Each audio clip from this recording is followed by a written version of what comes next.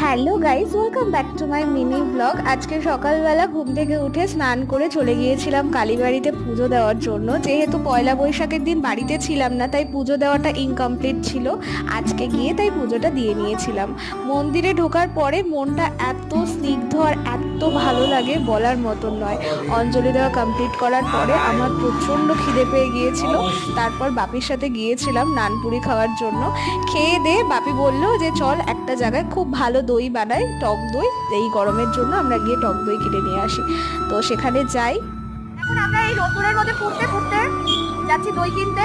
বাপি কালকে একটা দই দিয়েছিল, টক দই, পুরো বাড়িতে বানানো, তো বাটারের মতন খেতে। তো এখন আমি আর ভাবি সেখানে আমরা টক দই আনতে যাচ্ছি। আমাদের ব্লগটা জাস্ট দেখো, এই রোদের মধ্যে আমরা গেছি টক দই কিনবো বলে। সকালে গেছিলাম পুজো দিতে, যে ব্লগটা তোমরা অলরেডি দেখে নিয়েছো। তো চলো যাই। দই কেনা কমপ্লিট করার পর আমরা রোদে পুড়তে পুড়তে বাড়িও চলে আসি। টাটা, দেখা হচ্ছে নেক্সট মিনি ব্লগে।